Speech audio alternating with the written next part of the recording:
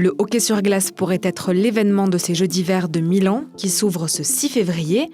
Et c'est en partie grâce à eux. Shane Hollander, I wanted to introduce myself. Okay. Hudson Williams et Connor Story, les deux acteurs de la série Heated Rivalry, qui raconte l'histoire de deux joueurs de hockey rivaux qui vont tomber amoureux. Canada's Shane Hollander and Russia's Ilya Rozanov. Cette histoire d'amour entre deux personnages fictifs s'inscrit dans l'univers bien réel du hockey sur glace. Ça faisait des années que j'avais pas été aussi obsessed par une série. Ce qui a poussé des fans à s'intéresser à ce sport. Il y a vraiment cette temporalité que les fans de hockey vont retrouver avec la draft, les tournois intersaison, le All-Star Game, avec les compétitions internationales, puisqu'on retrouve aussi un moment avec les Jeux Olympiques de Sochi. Ces personnages, ils sont tellement embarqués par le hockey parce que c'est aussi les raisons des tourments qu'ils ont, en fait. Ça apporte quand même une certaine curiosité qui pousse les gens à aller voir en vrai du hockey sur glace.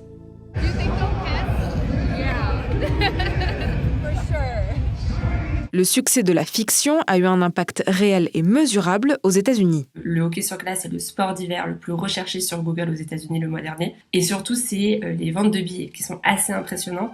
On a plus 20% de ventes de billets de NHL, plus 75% de recherche de billets de NHL et surtout un pic d'intérêt sur les acheteurs individuels et sur les premières fois. Dans la série, Shane Hollander et Ilya Rozanov jouent respectivement pour les équipes de Montréal et Boston. Will we seeing each other a lot?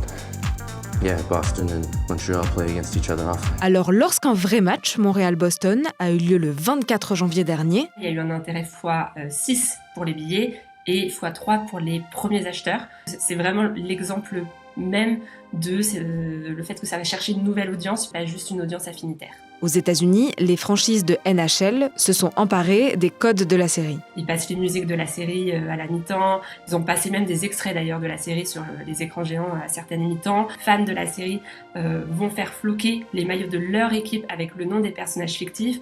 Donc ça a même déclenché des franchises qui ont décidé finalement de les vendre déjà préparés. Au-delà de la NHL, les références à la série sont arrivées jusqu'à Milan pour les Jeux d'hiver. Les deux acteurs ont, par exemple, fait partie des porteurs de la flamme olympique.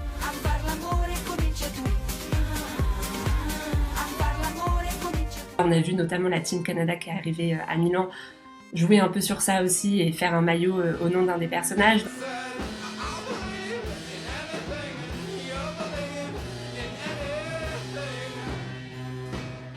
Il y a un des sponsors des Jeux qui, au village olympique, propose de faire d'adopter une plante. And the best part is that you get to name your plant.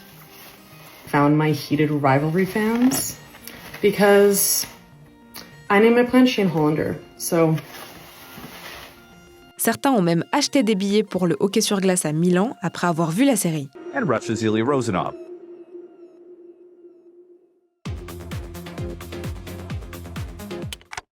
Ce qui va être plus intéressant, c'est qu'aujourd'hui, tous les chiffres qu'on voit et l'engouement autour de la série, c'est des pics. Il va falloir les pérenniser, il va falloir un peu les structurer.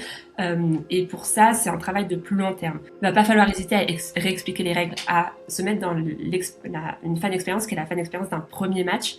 Mais je pense que les clubs de hockey, s'ils veulent vraiment pérenniser sur cette audience, c'est là où ils peuvent jouer et c'est là où ils ont une grosse force de frappe.